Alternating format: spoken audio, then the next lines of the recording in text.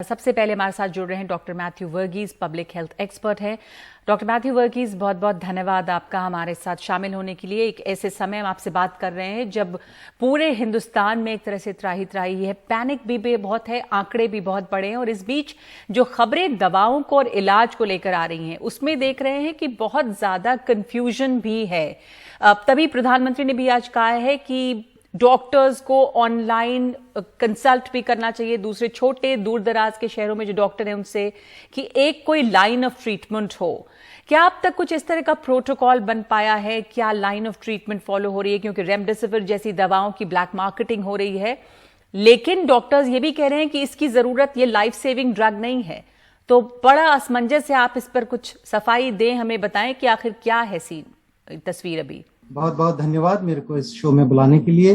पहली चीज मैं बताना चाहता हूं कि इस बीमारी के बारे में जो इलाज जो आप सुन रहे हैं मीडिया में, लोगों में दहशत मची हुई है कि रेमडेसिविर चाहिए, ये प्लाज्मा चाहिए, अलग अलग किस्म की दवाइयां अलग अलग व्हाट्सएप यूनिवर्सिटी में चली जा रही हैं, इसके बारे में बहुत गलत फहमियां हैं।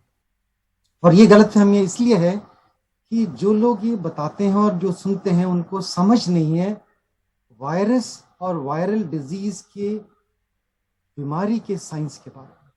जब तक ये अच्छी तरह से समझ नहीं लेते हैं हम इसके ऊपर दहशत ही फैलाएंगे और कुछ नहीं होगा और पब्लिक घबराएगी, और जहां घबराहट होगा उसमें लोग कुछ भी करने को तैयार हो जाते हैं। तो ये पहली समझें कि मैं दर्शकों के लिए बताना चाहता हूं जी। इस बीमारी में सबसे अहम चीज क्या है, ये समझना कि इतने साल हो गए, हमारी पूरी शतक बीत गए, 1 शतक और 20 साल बीत गए हैं जब पहला वायरस आइडेंटिफाई हुआ था, और आज तक कोई भी इफेक्टिव मेडिसिन वायरसेस के लिए हम नहीं कर पाए।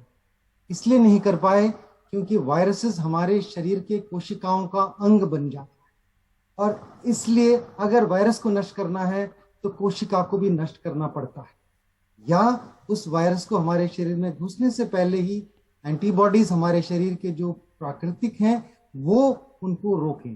तो इसलिए वैक्सीनेशन का अहम इंपॉर्टेंस है। बट आज की तारीख में जिस तरह से एपिडेमिक बहुत अधिक फैला हुआ है, आज की तारीख में आप फोकस उस पर करेंगे तो नहीं चले। तो जो दवाइयां जो हैं कोई भी ऐसा नहीं है जो कि असर करती हैं, और ना ही कोई ऐसा साइंटिफिक एविडेंस सफिशिएंट है। अगर आप आज की तारीख में साइंटिफिक जर्नल्स देखेंगे, जो American centre for disease control का अगर आप देखेंगे, कहीं ये नहीं है कि कोई भी दवाई डेफिनेटली इफेक्टिव है, डेफिनेटली इफेक्टिव है। तो ये क्लियरली, चाहे वो रेमडेसिविर हो, चाहे वो टोसिलिसिमैब हो, चाहे वो आइवरमेक्टिन हो, चाहे HCQS हो, कुछ भी हो, कोई भी ऐसी डेफिनेट नहीं है। तो क्या हम कर सकते हैं, जो पीड़ित व्यक्ति है वो क्या कर सकता है? तो हमें इसमें बेसिक क्लिनिकल साइंस पे जाना है। ये बीमारी की इंक्यूबेशन पीरियड कितनी, एक संक्रमित व्यक्ति आपके संपर्क में आए तो वायरस आपके नाक से, मुंह से जाता है और उससे वो हमारे शरीर के अंदर प्रवेश करता है। अगर आज प्रवेश कर रहा है तो तकरीबन 4-5 दिन लगते हैं वो वायरस इतना अधिक मात्रा में बढ़ के मल्टीप्लाई करके हमें बीमारी करती है।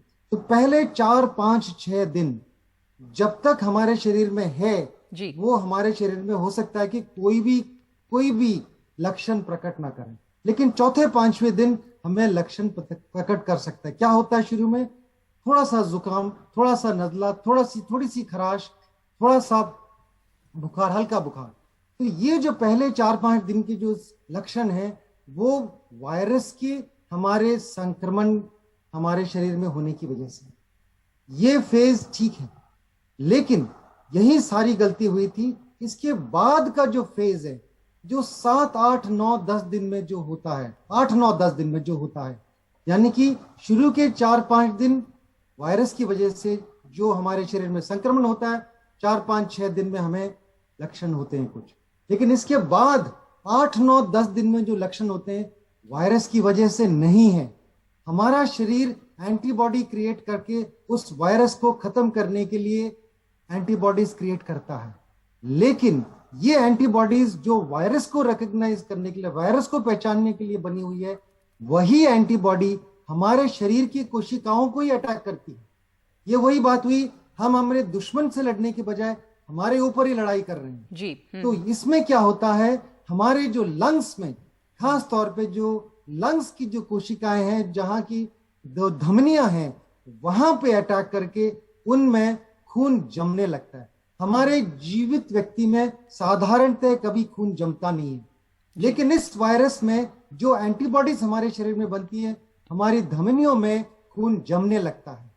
तो जो शुरू में जान पहचान थी कि शायद ये निमोनिया है, एक्सरे में निमोनिया दिखता है, सीटी स्कैन में निमोनिया जैसा दिखता है, लेकिन वो निमोनिया नहीं है, वो हमारे ही एंटीबॉडीज की वजह से किए हुए प्रॉब्लम्स हैं। और ये जो है, होने से पहले हमें उसको पकड़ना है। तो मैं साधारण भाषा में एक उदाहरण दूंगा जी। बादल उमड़ के आ गए, बादल उमड़ के आ गए, आप छाता लेके बाहर निकले, आप छाता खोलोगे? नहीं खोलोगे। बादल बरसने लग गए, धीमी धीमी बारिश हो रही है, तब आप छाता खोलोगे।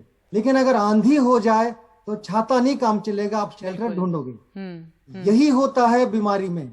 तो शुरू में वायरस का संक्रमण होता है, 4-5 दिन के लिए हमारे शरीर में कुछ नहीं होता। तो डॉक्टर वर्गीस, जो शुरुआत होता है मामूली बुखार, मामूली लक्षण। हाँ। उसके बाद 8-9-10 दिन में जो लक्षण होते हैं, वो हमारे साइटोकाइन स्टॉर्म बोलते हैं मेडिकल भाषा में, उसकी वजह से लक्षण है।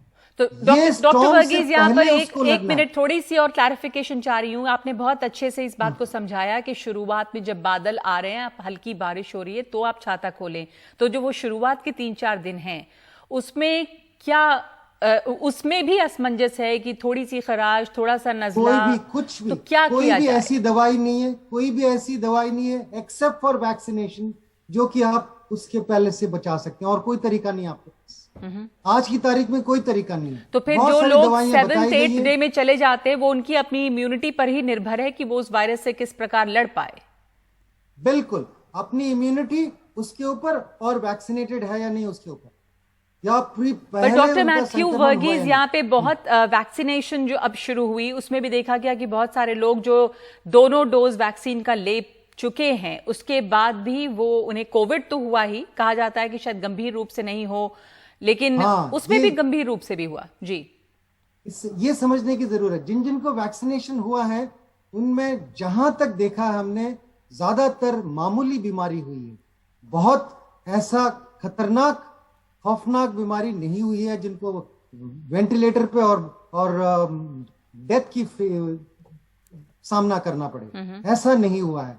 इसलिए अगर प्रोटेक्शन है तो वैक्सीनेशन है, प्रोटेक्शन है तो मास्क है, सैनिटाइजेशन है, और कुछ नहीं है हमारे पास। वही हमारा छाता है, और कोई छाता नहीं है। लेकिन एक बारी 8-9 दिन पे मरीज को 4-5 दिन के लिए खराश, गले में खराश, जुकाम वगैरह हुआ, वो ठीक होने लगता है, या ठीक नहीं होता, खांसी होती है वो बढ़ जाती है, बुखार होता है वो बढ़ जाती है, सांस फूलने लगता है। अगर 8वें दिन होता है, ये 9वें दिन होता है, वही समय है 2 दवाइयां काम करती है क्लियरली। 2 दवाइयां अभी तक जितनी भी हैं, एक जो हमारी धमनियों में खून को जमने से रोकता है जी, और दूसरा जो हमारी ऑटो इम्यूनिटी, जो हमारे शरीर को ही अटैक कर रही है, उस इम्यूनिटी को कम करने की दवाई। और आज की तारीख में बेस्ट वो स्टेरॉइड्स हैं जी। तो ये जो स्टेरॉइड्स, अगर आप वायरस जब मल्टीप्लाई कर रहा है उस वक्त आप लेंगे, तो वायरस आपके शरीर में देर तक रहेगा, क्योंकि वायरस से लड़ने की इम्यूनिटी ही हमारी शक्ति है। तो वो इम्यूनिटी अगर हम वायरस एंटीबॉडी वो स्टेरॉइड दे के करेंगे तो नहीं चलेगा।